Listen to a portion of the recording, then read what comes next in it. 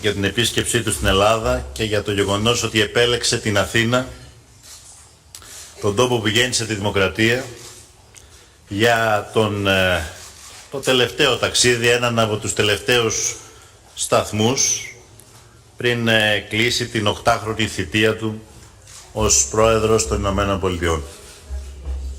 Μία θητεία κατά τη διάρκεια της οποίας άλλαξε η εικόνα των Ηνωμένων Πολιτειών σε ολόκληρο τον κόσμο.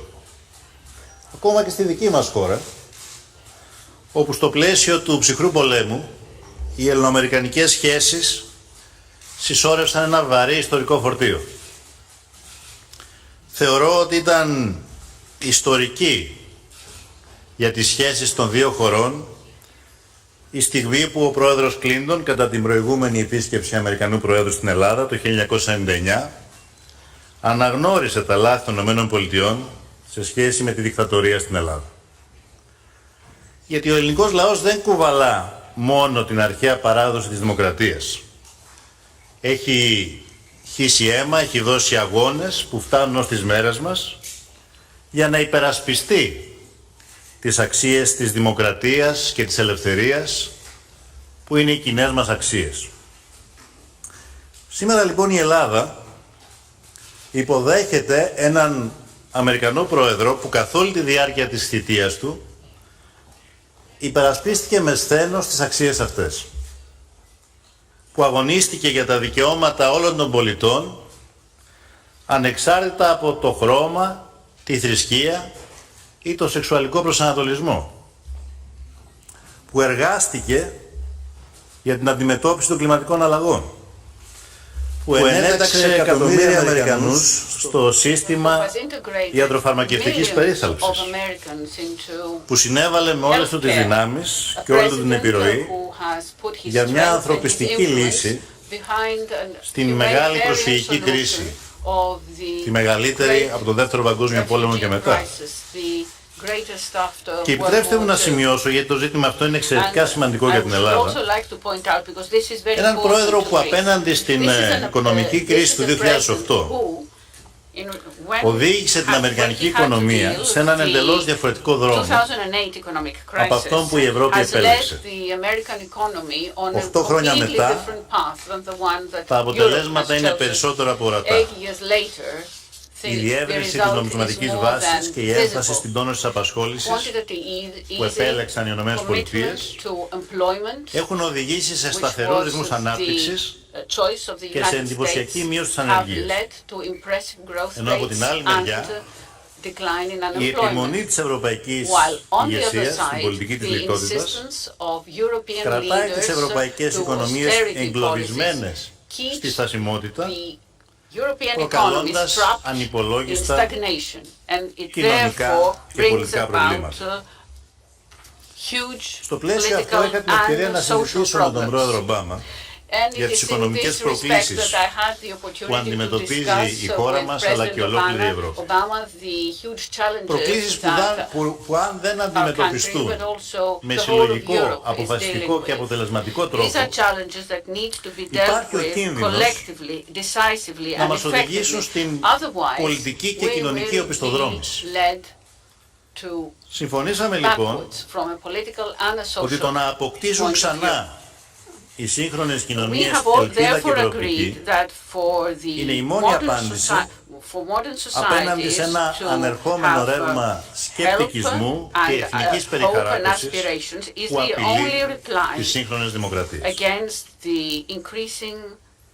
Επιχειρώντας να αποφύγει ιστορικά λάθη του παρελθόντος, η διεθνής κοινότητα είδε καθαρά αυτό το ζήτημα. Όταν το 1953, με τη βοήθεια και τη στήριξη τότε των ΗΠΑ, ρύθμισε το χρέος της ηττημένης μεταπολεμικά Γερμανίας, συνδέοντάς το με ρήθρα ανάπτυξης. Σήμερα, η ισχυρή πια Γερμανία, ως η οικονομική ατμομηχανή της Ευρώπης, οφείλει να ενεργήσει με τον ίδιο τρόπο σκέψης. Η Ελλάδα και ο ελληνικός λαός βρέθηκαν τα τελευταία χρόνια αντιμέτωποι με τις πιο σκληρές συνέπειες της παγκόσμιας και ευρωπαϊκής οικονομικής κρίσης. Αντιμετωπίσαμε ως οικονομία και ως κοινωνία ένα πρόγραμμα καταστροφικής λιτότητας που όξινε αντί να λύσει τα προβλήματα. Μέσα σε 4 χρόνια χάσαμε το 25% του ΑΕΠ μας, του ακαθάριου χώρου προϊόντος μας, ενώ η ανεργία εκτοξεύτηκε το 2004 το 27%. Σήμερα, παρά τις πληγές μας, στεκόμαστε όρθιοι. Καταφέραμε με μεγάλες θυσίες να αποφύγουμε την επαπειλούμενη καταστροφή και βήμα με βήμα αναστηλώνουμε την οικονομία μας. Φέτος, μετά από πολλά χρόνια, έχουμε επιστρέψει στην ανάπτυξη. Αργά αλλά σταθερά μειώνουμε τα ποσοστά της ανεργίας και αποκαθιστούμε την εμπιστοσύνη στις προοπτικές της ελληνικής οικονομίας. Πριν από 1,5 χρόνο κληθήκαμε, παρότι νεοεκλεγμένη κυβέρνηση, να λάβουμε πολύ δύσκολες αποφάσεις. Και θέλω με την ευκαιρία να αναγνωρίσω και δημόσια το ρόλο και τη συνεισφορά του πρόεδρου Ομπάμα εκείνες τις κρίσιμες ώρες, να αναγνωρίσω την ηθική και πολιτική στήριξη που παρήχε στην κυβέρνησή μου στην προσπάθεια να υπάρξει μια θετική διέξοδος. Πήραμε δύσκολες αποφάσεις, όχι μόνο για να διατηρήσουμε τη χώρα στον πυρήνα της Ευρωζώνης, αλλά και για να διασφαλίσουμε την ενότητα της Ευρωπαϊκής Ένωσης. Και πιστεύω ότι πήραμε τις ιστορικά ορθές αποφάσεις. Έκτοτε προχωρήσαμε σε δύσκολες διαρθρωτικές μεταρρυθμίσεις στο ασφαλιστικό, το φορολογικό, τη δημόσια διοίκηση, αλλά προωθήσαμε και μέτρα για την αντιμετώπιση της διαφθοράς και τη δημιουργία ενός θετικού κλίματος για την προσέλκυση επενδύσεων. Θα συνεχίσουμε με αποφασιστικότητα να προωθούμε μεταρρυθμίσεις που ευνοούν την ανάπτυξη, ενώ ταυτόχρονα θα συνεχίσουμε να διαπραγματευόμαστε σκληρά ενάντια σε μεταρρυθμίσεις που την υπονομεύουν. Αυτό όμως που μας ενδιαφέρει περισσότερο από οτιδήποτε άλλο είναι να γίνουν τα αποτελέσματα ορατά στην κοινωνία και να ελαφρύνουν το βάρος που επί τόσα χρόνια σηκώνουν τα αδύναμα κοινωνικά στρώματα, ιδίως οι νεότεροι παραγωγική γενιά. Διότι η ελληνική οικονομία αλλά και η κοινωνία μας μετά από 7 ολόκληρα χρόνια δεν αντέχουν άλλη λιτότητα. Η ουσιαστική απομείωση του ελληνικού δημόσιου χρέους, ο επανακαθορισμός των συμφωνηθέντων πλεονασμάτων για την περίοδο μετά τη λήξη του προγράμματος και η ένταξη και της Ελλάδας στο πρόγραμμα ποσοτικής χαλάρωσης της Ευρωπαϊκής Κεντρικής Τράπεζας είναι όλα όσα δικαιούται η Ελλάδα από την ίδια τη συμφωνία της με τους εταίρους και ο χρόνος για να εκπληρωθούν είναι τώρα. Υπό αυτή την έννοια θεωρώ όχι μόνο ιστορικά συμβολική, αλλά και καθόλου ουσιαστική την παρουσία του Μπαράκ Ομπάμα στην Αθήνα, αλλά και στο Βερολίνο μεθαύριο, αυτή την πολύ κρίσιμη στιγμή, την κρίσιμη χρονική στιγμή, όπου αναμένονται αποφάσεις που δεν αφορούν μόνο την Ελλάδα, αφορούν ολόκληρη την Ευρώπη και κατ' επέκταση την παγκόσμια οικονομία στο σύνολό της. Η συνεργασία και η αλληλεγγύη είναι αναγκαία προϋπόθεση για να υπάρξουν εκείνες οι λύσεις που θα σταθεροποιήσουν ξανά το ευρωπαϊκό οικοδόμημα και θα το επαναφέρουν στις ράγες της πρόοδου.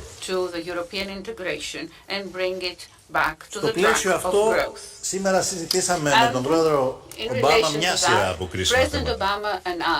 Συζητήσαμε για την ενίσχυση της διμερούς οικονομικής και επιχειρηματικής μας συνεργασίας. Ιδιαίτερα δε τις σημαντικές προοπτικές που ανοίγονται για επενδύσεις στην Ελλάδα σε μια σειρά από τομείς όπως η ενέργεια, ο τουρισμός, ο αγροτοδιατροφικός τομέας, η έρευνα και η τεχνολογία. Συζητήσαμε για τις προοπτικές που ανοίγονται, ώστε η Ελλάδα με τη σημαντική ναυτιλιακή της δύναμη να καταστεί για μετακομιστικό κέντρο εμπορίου, μεταφορών και ενέργειας που θα ενώνει την Ευρώπη με την Ασία και τη Βόρεια Αφρική. Συνομιλήσαμε για τα σημαντικά έργα που βρίσκονται σε εξέλιξη και αναβαθμίζουν το ρόλο της Ελλάδας στον ενεργειακό τομέα, όπως η αγωγή αερίου, TAP και IGD, η αναβάθμιση του τερματικού σταθμού υγροποιημένου φυσικού αερίου LNG στη Ρεβιθούσα, η σχεδιαζόμενη πλωτή μονάδα αποθήκευσης και επαναεροποίησης υγροποιημένου φυσικού αερίου στην Αλεξανδρούπολη. Και για τις προοπτικές επίσης που έχει η διάνοιξη νέων δρόμων φυσικού αερίου στην Ανατολική Μεσόγειο, με ιδιαίτερη σημασία για την ειρήνη και τη σταθερότητα στην περιοχή. Παράλληλα μιλήσαμε για το εξαιρετικά σημαντικό ελληνικό ανθρώπινο δυναμικό και ιδιαίτερα τους νέους επιστήμονες και επιχειρηματίες.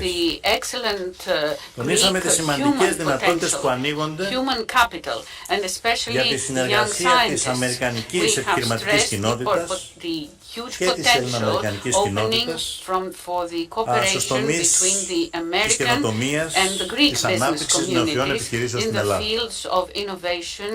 Και φυσικά συζητήσαμε για τις τρέχουσες περιφερειακές εξελίξεις, τις μεγάλες προκλήσεις, τους τομείς της ασφάλειας, του μεταναστευτικού, για την ανάγκη ενίσχυσης της συνεργασίας μας επί αυτών των ζητημάτων.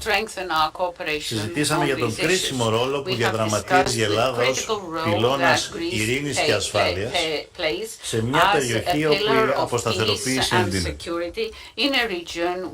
Γιατί η Ελλάδα είναι μια χώρα της Ευρώπης και της Ανατολικής Μεσογείου, των Βαλκανίων, της ευρύτερης παρεξήνιας γειτονιάς, που προωθεί σταθερά τη διμερή και μαζί με την Κύπρο την τριμερή συνεργασία με όλες τις χώρες της περιοχής στη βάση του διεθνούς δικαίου. Μια χώρα που αξιοποιεί το ρόλο της ως ενεργό μέλος της Ευρωπαϊκής Ένωσης και του ΝΑΤΟ για την προώθηση της ειρήνης, της σταθερότητας και της ασφάλειας στην περιοχή και που εντείνει σταθερά το ρόλο αυτό και για την ενίσχυση της συνοριακής ασφάλειας και της συνεργασίας ενάντια στην απειλή της τρομοκρατίας. Μια χώρα που παρά τις οικονομικές δυσκολίες που αντιμετωπίζει προσέφερε στήριξη στους εκατοντάδες χιλιάδες πρόσφυγες που κατέφθασαν στα νησιά της. Μια χώρα που παρά το κλείσιμο του Βαλκανικού διαδρόμου με μονομερείς ενέργειες, παρά τις πιέσεις που δέχθηκε να παραβιάσει τις κοινές μας αρχές και παρά την περιορισμένη στήριξη από πολλές ευρωπαϊκές χώρες, επιμένει ότι ο μόνος δρόμος για την αντιμετώπιση του προσφυγικού ζητήματος είναι ο σεβασμός του διεθνούς δικαίου, η συνεργασία με τις χώρες διέλευσης και καταγωγής, αλλά και η αντιμετώπιση των γενεσιουργών αιτιών της μετανάστευσης. Στο πλαίσιο αυτό υπογραμμίσαμε τη σημασία που έχει η συνεχιζόμενη εφαρμογή της Συμφωνίας Ευρωπαϊκής Ένωσης Τουρκίας και η συνέχιση της επιχείρησης του ΝΑΤΟ στο Αιγαίο. Και τονίσαμε την ανάγκη να γίνει ό,τι είναι δυνατόν προκειμένου να εξασφαλιστεί η ειρήνη και η σταθερότητα στη Συρία, το Ιράκ και τη Λιβύη, με άμεσο τερματισμό των εχθροπραξιών κατά αμάχων και αποτελεσματική αντιμετώπιση των τρομοκρατικών δυνάμεων. Η προάσπιση και η τήρηση του διεθνούς δικαίου και κυρίως των διεθνών συμβάσεων αποτελούν προϋπόθεση για την περιφερειακή ειρήνη και τη σταθερότητα. Στο πλαίσιο αυτό, υπογράμμισα τη σταθερή προσήλωσή μου στο διάλογο και τη συνεργασία με την γειτονική μας χώρα, την Τουρκία. Μια χώρα με κρίσιμο ρόλο για το μέλλον της περιοχής. Τόνισα ωστόσο ότι η ανάπτυξη των σημαντικών αυτών σχέσεων μπορεί να επιτευχθεί αυστηρά και μόνο στη βάση του αμοιβαίου σεβασμού, χωρίς την απειλή πολέμου και αμφισβητήσεις κυριαρχικών δικαιωμάτων. Ασφαλώς με τον πρόεδρο Ομπάμα συζητήσαμε και για το Κυπριακό. Για την ανάγκη να βρεθεί μια δίκαιη και βιώσιμη λύση στη βάση των αποφάσεων του Οργανισμού Ηνωμένων Εθνών, αλλά και της ιδιότητας της Κύπρου ως κράτος μέλος της Ευρωπαϊκής Ένωσης. Στο πλαίσιο αυτό εκφράζαμε τη στήριξή μας στις εξαιρετικά κρίσιμες και σημαντικές δικοινοτικές συνομιλίες που διεξάγονται. Αύριο θα έχω την ευκαιρία να συναντήσω και τον πρόεδρο Αναστασιάδη που έρχεται στην Αθήνα. Οι συνομιλίες αυτές φέρνουν την ελπίδα, αλλά απαιτούν και εξαιρετική προσοχή στην κρίσιμη φάση που βρίσκονται, καθώς κέρια ζητήματα παραμένουν ανοιχτά, είναι ανοιχτά. Και βεβαίως ο στόχος μας είναι η λύση αυτή να είναι προς όφελος όλου του κυπριακού λαού και να συνεισφέρει στην οικοδόμηση της εμπιστοσύνης στο νησί. Και αυτό, επανέλαβα την άποψή μας, δεν μπορεί να συμβεί χωρίς την αποχώρηση των κατοχικών στρατευμάτων και την κατάργηση του αναχρονιστικού συστήματος των εγγύσεων. Θέλω κλείνοντας και αφού καλωσορίσω και ευχαριστήσω για άλλη μια φορά τον πρόεδρο Ομπάμα για την επιλογή να έρθει στην Ελλάδα, θέλω να θυμηθώ τα λόγια ενός άλλου σημαντικού Αμερικανού πρόεδρου που στον προηγούμενο αιώνα αγωνίστηκε για να αντιμετωπίσει παρόμοιες σημαντικές προκλήσεις με αυτές που αντιμετωπίζουμε σήμερα, όπως η ασφάλεια, η οικονομική κρίση, η μετακινήσεις πληθυσμών. Είχε πει λοιπόν ότι η πραγματική ελευθερία για τους ανθρώπους δεν μπορεί να υπάρξει χωρίς οικονομική ασφάλεια και ανεξαρτησία. Και κάτι ακόμα είχε πει.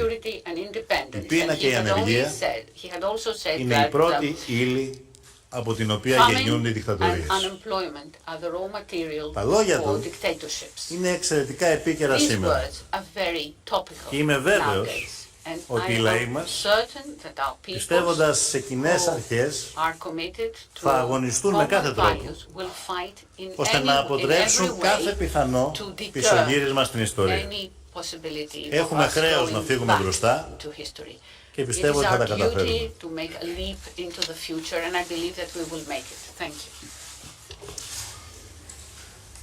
Καλησπέρα. Thank you, Prime Minister Tsipras, for your kind words and for welcoming me to Athens today. I've always wanted to come to Greece, and I'm delighted to be able to make this part of my last trip overseas as President of the United States. I think we all know that the world owes an enormous debt to Greece and the Greek people. So many of our ideas of democracy, so much of our literature and philosophy and science can be traced back to roots right here in Athens. I'm told there's a saying from those ancient times, kalos ke agathos. When someone or something is good and beautiful on the outside, but it also good and noble on the inside in terms of character and in terms of purpose. And I think that's a fine description of the friendship that exists between the Greek people and the American people. And the ideas of ancient Greece helped inspire America's founding fathers as they reached for democracy. Our revolutionary ideas helped inspire Greeks as they sought their own freedom, and Americans came here to help fight for Greek independence. At the dawn of the Cold War, when President Truman committed the United States to the defense of Greece, he said, "I believe that we must assist free peoples to work out their own destinies in their own way."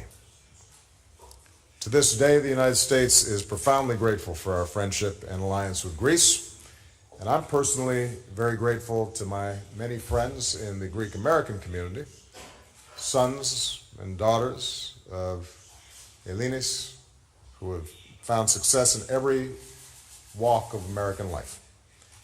And Alexis, I want to thank you for your commitment to our alliance and for the good work that we did today. As the Prime Minister already noted, we spend much of our time discussing the economic situation here in Greece and how Greece can continue to move forward.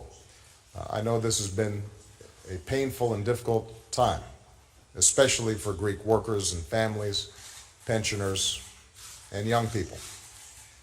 This crisis is not an abstraction, but has had a very concrete and devastating impact on the lives and livelihoods of millions of people across this country.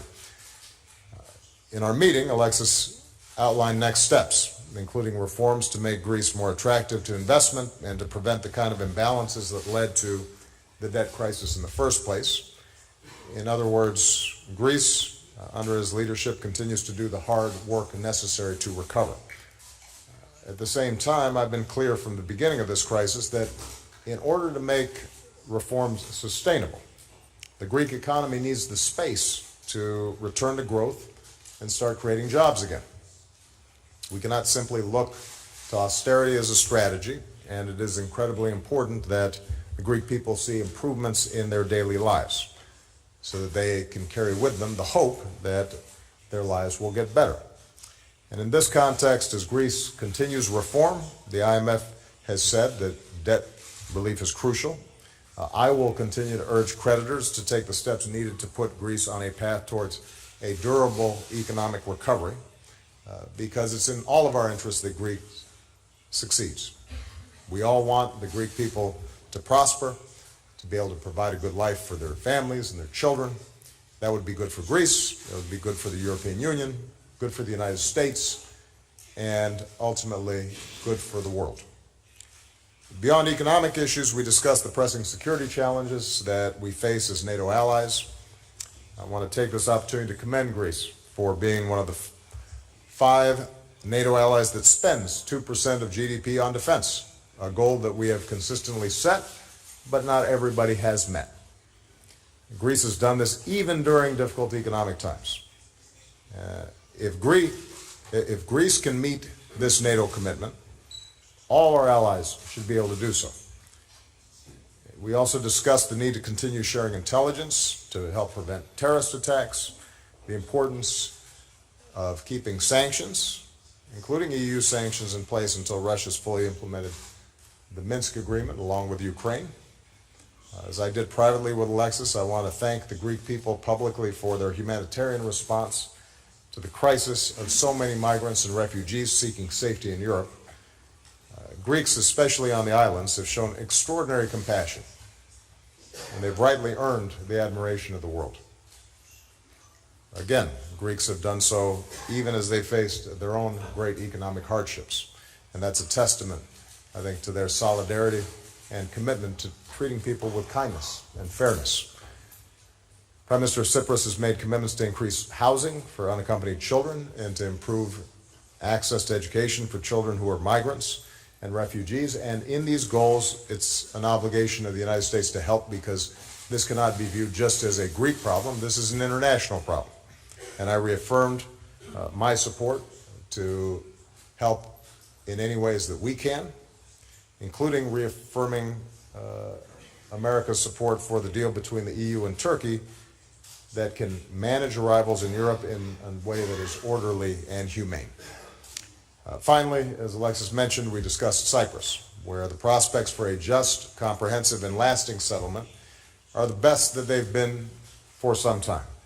It doesn't mean that success is guaranteed, but the possibility of resolving a decades-long conflict is there. And we urge the parties to continue their work.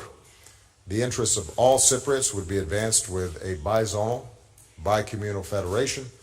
We're hopeful that a solution that's durable, which would create new economic opportunities for all the people across Cyprus, is within reach. And it would be a powerful example to the world of what's possible with diplomacy and compromise. So, again, Mr. Prime Minister, thank you for welcoming me. Thank you for your partnership. The Greek people have gone through some very difficult times, and there's still a hard road ahead. But despite those hardships, Greece has continued to be a reliable ally, has shown true compassion to fellow human beings in need. It's an example of the Greek character. And I'm looking forward to the opportunity to say more to the Greek people in a speech that I'll deliver tomorrow. For now, on behalf of the American people, just let me say that we are proud to count Greece as one of our closest allies and one of our greatest friends. So, ευχαριστώ. Ευχαριστούμε πολύ. Θα περάσουμε τώρα στο σκέλος των ερωτήσεων. Θα υπάρξουν 2 ερωτήσεις από ελληνικά μέσα και 2 ερωτήσεις από αμερικανικά μέσα. Την πρώτη ερώτηση θα έχει ο κύριος Χαρίτος από την ΕΡΤ. President, this is Panos Charitos from National TV. So, I'd like to focus on the economy and to take you 7-8 years back. When you entered the White House, the unemployment, the rate of unemployment, it was 6%. The next 2 years jumped to 11.6%, and today you managed to leave it back with 5%, which is the lowest ever. 4.9%. The GDP of your country, you managed to grow it almost 2.6 trillion. So, on the contrary, of course, there is nothing to compare between Greek and United States economy. But on the contrary, Greece, the last 7 years, is following the treatment of the financial institutions, the foreign financial institutions, and we're still in the eye of the storm of the recession. So, in the same time, there is no discussion about the debt relief. So my question is, how far this economy can go with these reform programs without any discussion of the debt relief? How far this relationship between Greece and the foreign institutions can last? Well, you're right, that you can't entirely compare between the United States and Greece for a range of reasons, not just because of the size of the economy. We went through a very severe contraction. We were losing 800,000 jobs a month when I came into office. In fact, the economy was contracting faster than it did during the Great Depression, but we were able to intervene, apply lessons learned, and stabilize and then begin growth again. But I do believe that one of the lessons we tried to apply is that it is important to combine structural reforms and good fiscal stewardship with a growth strategy, because when your economy is growing and more revenue is coming in, that helps relieve debt. And sometimes if your only approach is cutting spending at a time when the economy is contracting, then the economy will contract further and that can add debt. Now, the advantage we had is that the dollar is the reserve currency of the world. Even in the midst of crisis, people were still buying U.S. Treasury bills. We were not part of a broader arrangement like the Eurozone. So it gave us some additional flexibility. But the key lesson that we've drawn from our experience, and it's true that we recovered faster and better, frankly, than most of Europe, is that particularly when the economy is still struggling, putting people back to work, finding ways to spur economic activity, ultimately can help to reduce the structural deficits and debts that countries experience. I think the path that Greece is currently on is the right one. You've engaged in some very difficult structural reforms.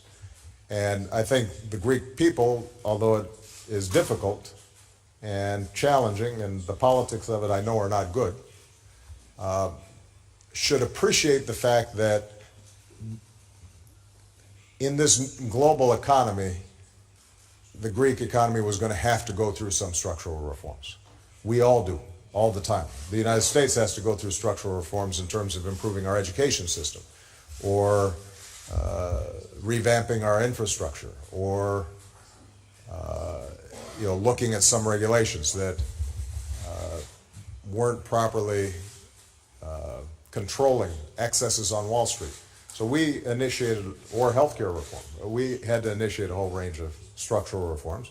They're not the same as the ones that Greece has had to do, but these were necessary reforms. And the Prime Minister's and his government being willing to move forward on those, I think will lead to Greece being more competitive, revamping our infrastructure, attractive place for investment in the future.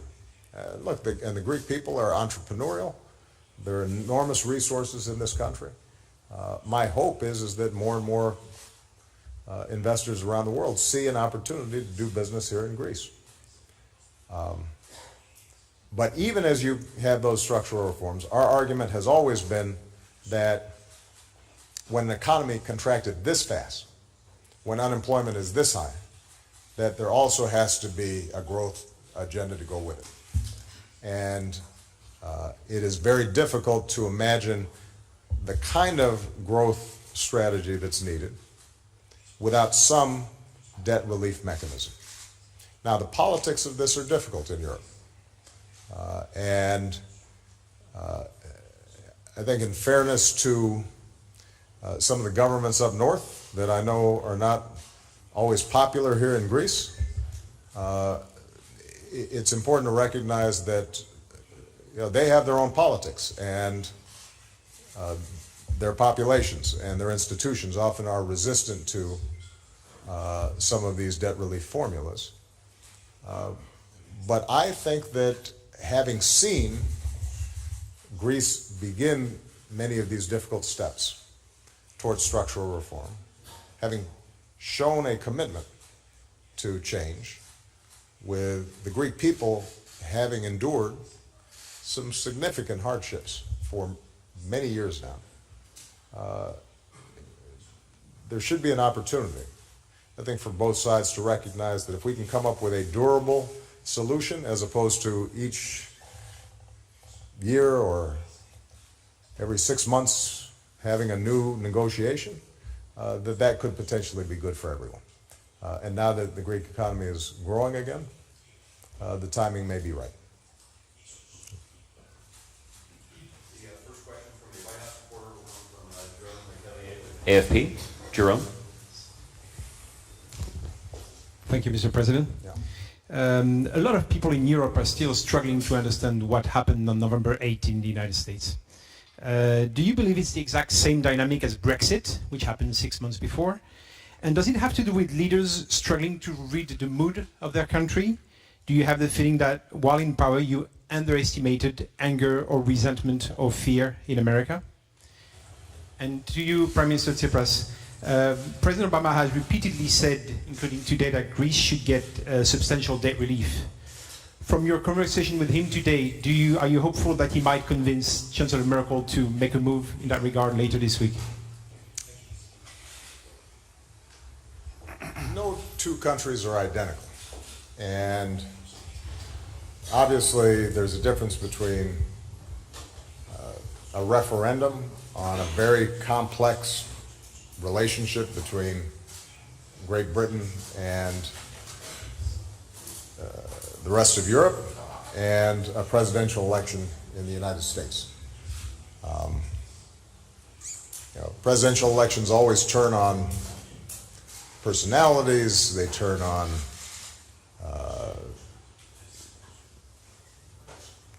how campaigns are run, they turn on natural desires for change. If you've had an incumbent who's been there for 8 years, there's a temptation to think, well, let's maybe make a change. I think there are a whole range of factors involved. But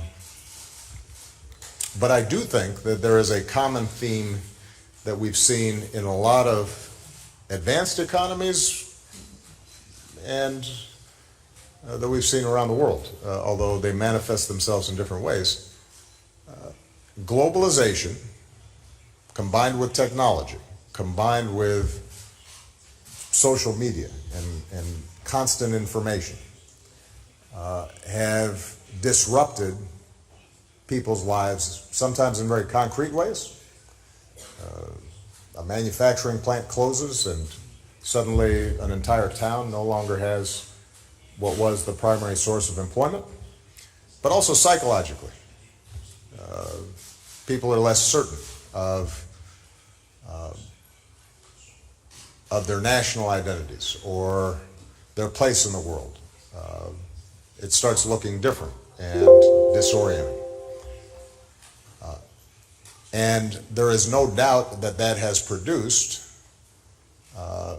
populist movements, both from the left and the right, in many countries in Europe. When you see a Donald Trump and a Bernie Sanders, very unconventional candidates, have considerable success, then obviously there's something there that's being tapped into.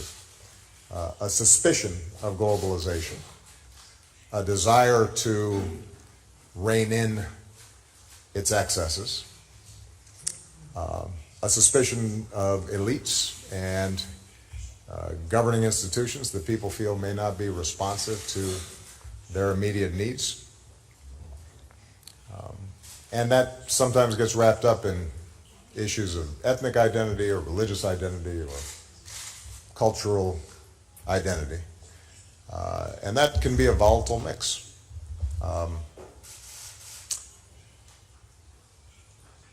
It's important to recognize, though, that those trends have always been there.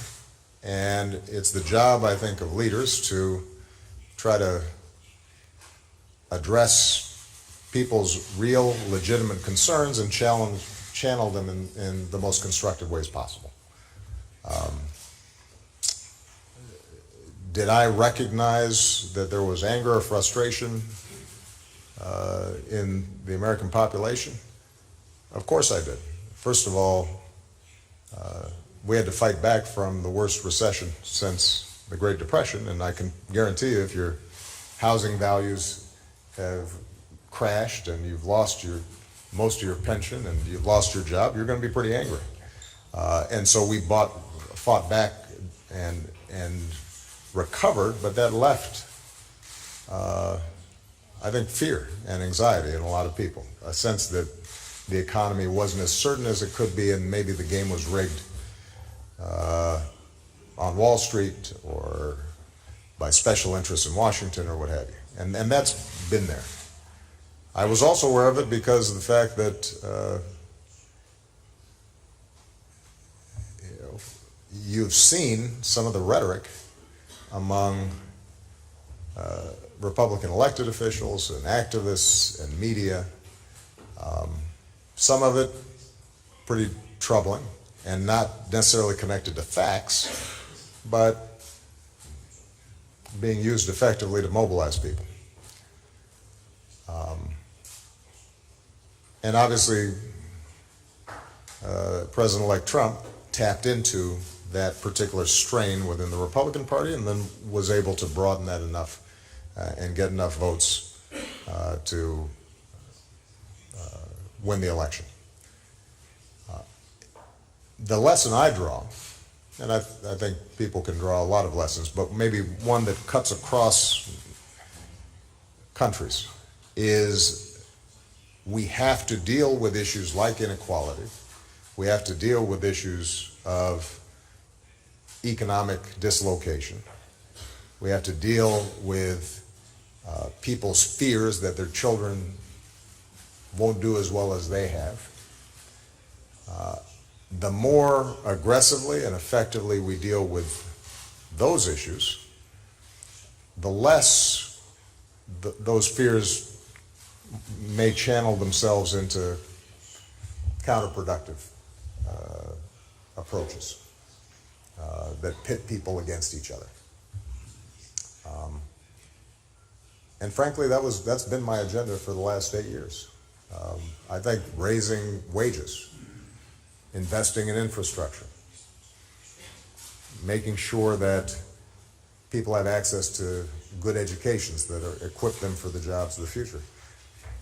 Those are all agenda items that would help alleviate some of those economic pressures and dislocations that people are experiencing. The problem was I couldn't convince a Republican Congress to pass a lot of them. Now, having said that, people seem to think I did a pretty good job. And so there is this mismatch, I think, between frustration and anger. Perhaps the view of the American people is that you just need to shake things up.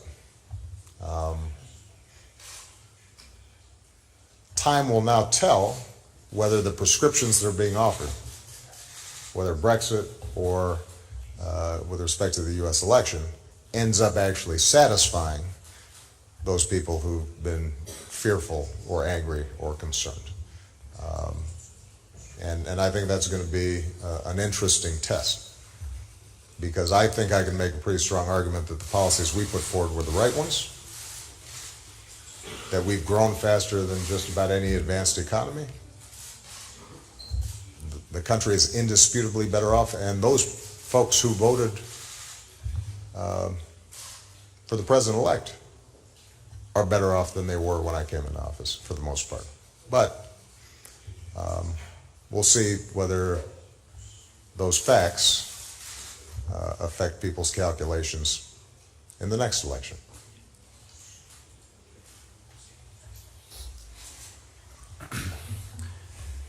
Με ρωτήσατε αν πιστεύω ότι μπορούμε να πείσουμε την Άγγελα Μέρκελ για τα απαραίτητα βήματα που πρέπει να γίνουν για να ανακάμψει η ελληνική οικονομία, και σας απαντώ ότι είμαι εξαιρετικά αισιόδοξος για δύο λόγους.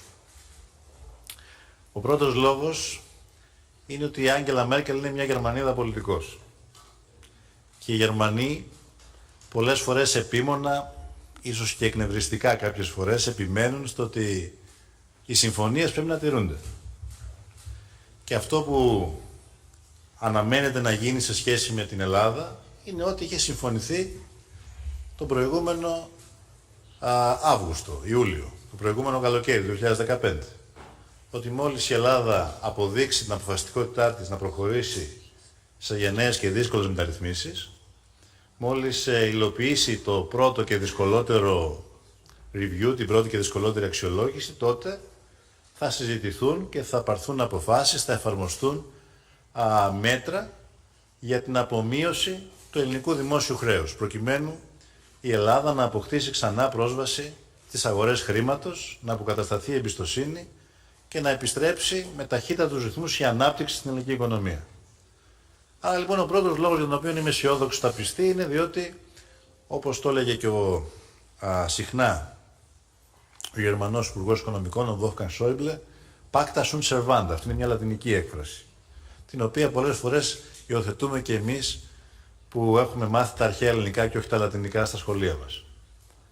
Ο δεύτερος λόγος για τον οποίο είμαι αισιόδοξος είναι ότι έχω γνωρίσει από κοντά την Άγγελα Μέρκελ, το ίδιο και ο Μπαράκ Ομπάμα.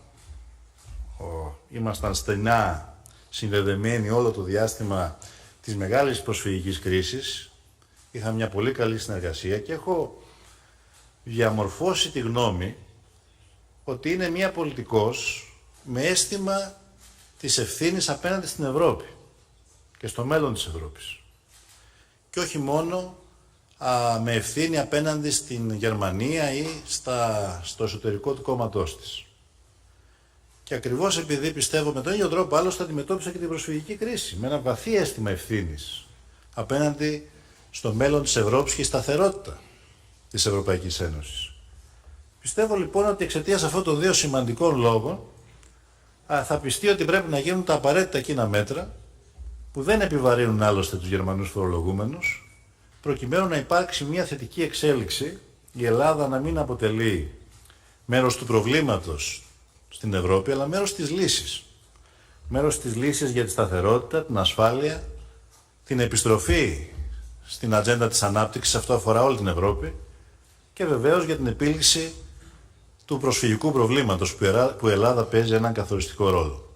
Γι' αυτό λοιπόν τον λόγο είμαι αισιόδοξος και πιστεύω ότι αυτή η αισιοδοξία θα επαληθευτεί. Κύριος Ιγνατίου από το Έθνος για την τρίτη ερώτηση. Welcome to Greece. Thank you. It means a lot for us, for you to be here. My name is Michael Ignatiou. I'm the correspondent in Washington for Ethnos newspaper and Mega TV. You said many times, Mr. President, that the way the Europeans handled the economic crisis, had the opposite effect. And also, you talk many times against the austerity. And of course, you are right. Why, in your opinion, you didn't succeed to convince the Europeans to follow your way? And what are you going to do the last 2 months to help Greece and the Greek people? Also, I have a short question about Cyprus. Both of you talk about Cyprus. And it's a dear issue for me because I born in Cyprus. How can you convince the President of Turkey to end the occupation of Cyprus, Mr. President? Well, let me take the second question first. This is ultimately a negotiation between Cypriots, Turkish Cypriots and Greek Cypriots. And the good news is that you have two leaders who seem genuinely committed to finding compromises and an approach that would serve both their peoples well.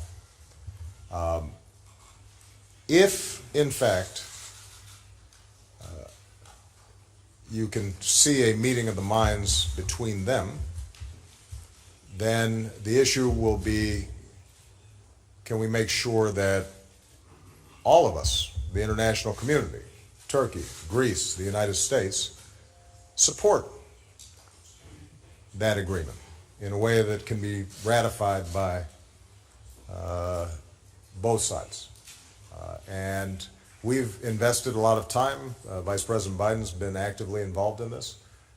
We are encouraged by the progress that's been made. I think there's a window in the next few weeks, months, where this issue was actually resolved. And I think if we can find an equitable solution, it won't provide 100% of what either side wants. There may be some mechanisms for a transition from status quo to the future that both sides envision. But I think it's achievable. And we're going to do everything we can to support the process. With respect to the economy and Europe, again, I think it's important to recognize that in some ways my job was simpler because at least in the first 2 years I had majorities of my party controlling Congress, and I'm just one country. So Congress is hard to deal with. Dealing with multiple parliaments and commissions and unions and this and that and the other, and that's very complicated. And so the need, I think, to operate by consensus, the fact that not all European countries were similarly situated, even though their economy shared a currency, that made their task more difficult. And so I want to make sure that I'm clear that I don't envy the hard job that each European leader had in circumstances that oftentimes they had inherited. What I've tried to do is just offer our best thinking, whether it's in resolving problems in banks quickly, because the quicker you resolve the problems with banks and there's transparency in that process, the faster they recapitalize and are able to make investments. When the economy is shrinking, providing jobs, spending on things like infrastructure can actually increase revenue and drive down debt. And then there's going to be a time at which point that has to be taken care of. I mean, for example, in the United States, our deficits went up in those first 2 years because we're engaging in a lot of spending. Our deficits have now been reduced by 2/3, primarily because we started growing again and we started taking in more tax revenue. So there's some lessons, I think, that are applicable for all countries. And what we've just tried to do is offer the best advice that we can, understanding that when you're dealing with multiple nations, but a single currency, and then a European Union where some people are in the currency and some people are not in the currency, and a European Parliament and European Council, that's a lot of meetings. Okay.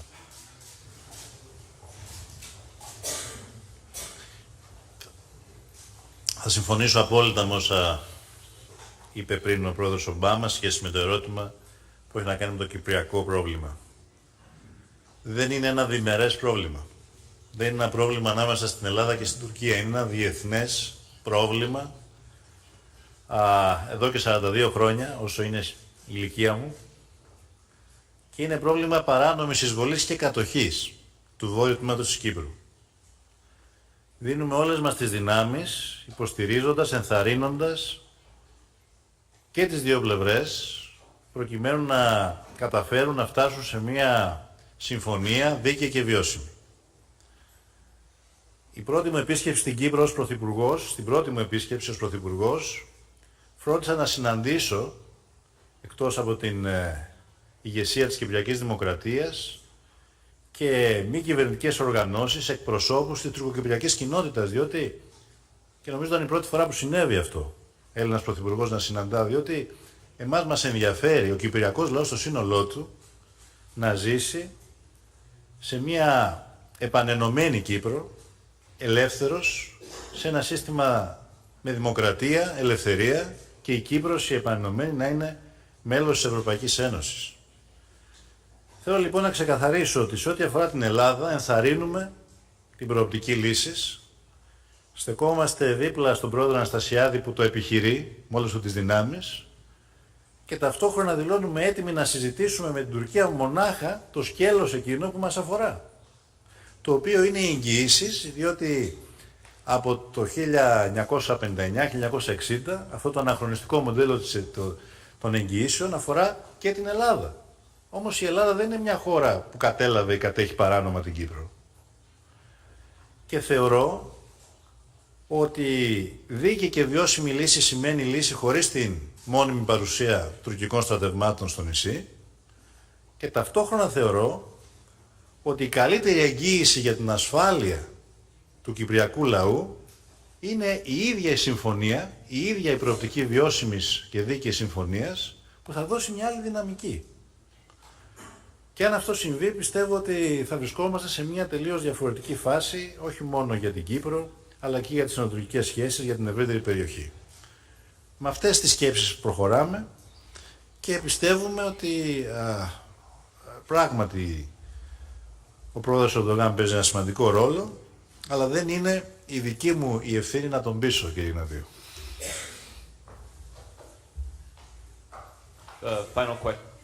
The final question will come from Chris Jensen with NBC News. Thank you. Mr. President, ever since the election, there have been protests on the streets of the United States.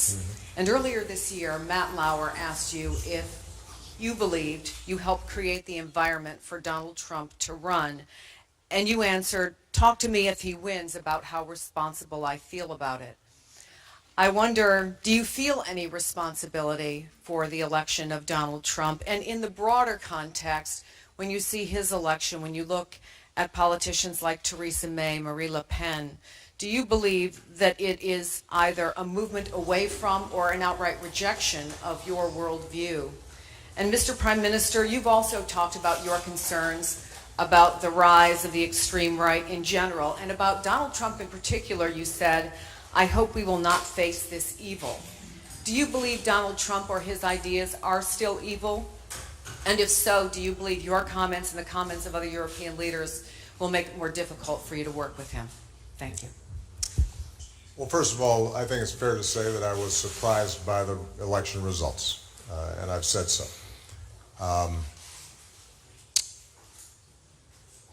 I still don't feel responsible for what the president-elect says or does, but I do feel a responsibility as President of the United States to make sure that I facilitate a good transition, and I present to him, as well as the American people, my best thinking, my best ideas about how you move the country forward. To speak out with respect to areas where I think the Republican Party is wrong, but to pledge to work with them on those things that I think will advance the causes of security and prosperity and justice and inclusiveness in America. I think it's important not to start drawing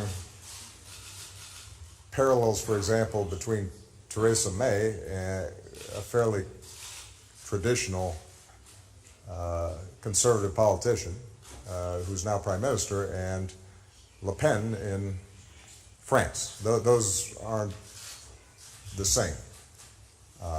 And the situation in each country is different.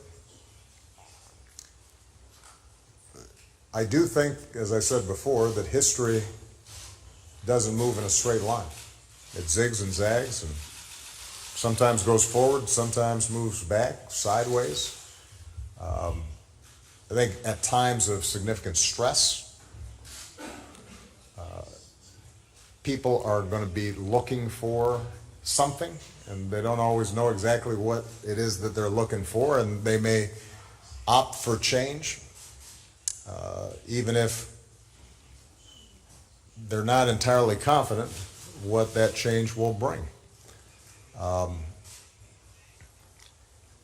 As you know, throughout my presidency, I'm sure as a matter of convenience, I generally haven't paid a lot of attention to the polls.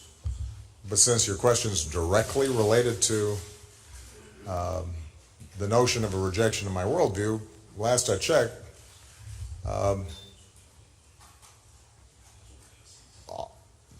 a pretty healthy majority of the American people agree with my worldview on a whole bunch of things. And I know that begs the question, well, how is it that somebody who appears to have a very different worldview just got elected? As I said, sometimes people just feel as if we want to try something to see if we can shake things up. And that, I suspect, was a significant phenomenon. I do believe, separate and apart from any particular election or movement, that we are going to have to guard against a rise in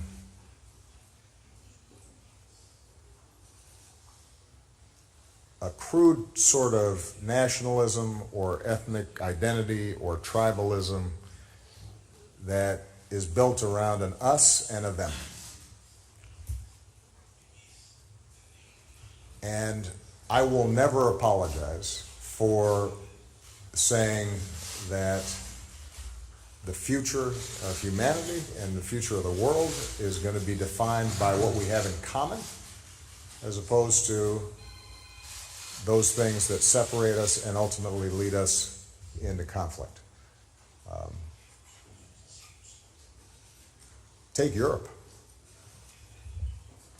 We know what happens when Europeans start dividing themselves up and emphasizing their differences and seeing a competition between various countries in a zero-sum way. You know, the 20th century was a bloodbath. And for all the frustrations and failures of the project to unify Europe. The last 5 decades have been periods of unprecedented peace, growth, and prosperity in Europe. In the United States, we know what happens when we start dividing ourselves along lines of race or religion or ethnicity. It's dangerous. Not just for the minority groups that are subjected to that kind of discrimination or, in some cases in the past, violence, but because we then don't realize our potential as a country when we're preventing blacks or Latinos or Asians or gays or women from fully participating in the project of building American life. So my vision's right on that issue. And it may not always win the day in the short term in any particular political circumstance, but I'm confident it'll win the day over the long term. Because societies in which we are able to unify ourselves around values and ideals and character and how we treat each other and cooperation and innovation, ultimately are going to be more successful than societies that don't. That's my strong belief. And I think I've got pretty good evidence to prove it.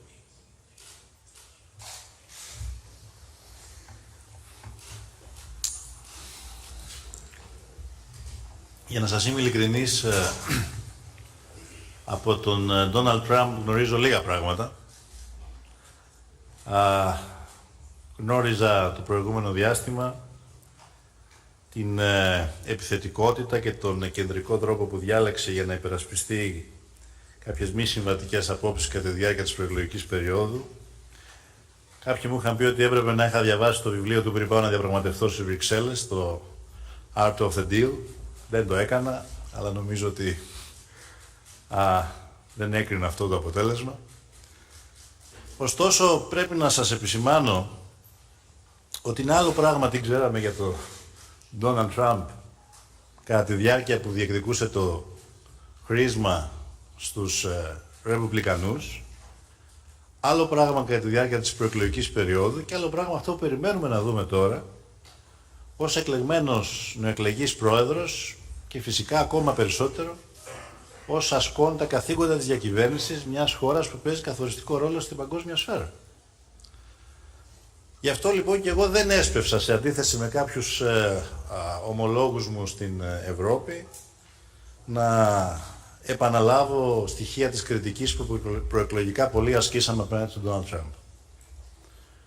Και πιστεύω ότι ακόμα και αν κάποιος ήθελε να αλλάξει άρδιν την πολιτική, την εξωτερική πολιτική για μια χώρα που στις ΗΠΑ είναι εξαιρετικά δύσκολο, από την άλλη πλευρά, ακόμα και αν κάποιοι στην Ευρώπη φοβόμαστε ότι αυτό μπορεί να συμβεί, αυτό που έχουμε να κάνουμε τώρα είναι να ορθώνουμε γέφυρες και όχι τείχη.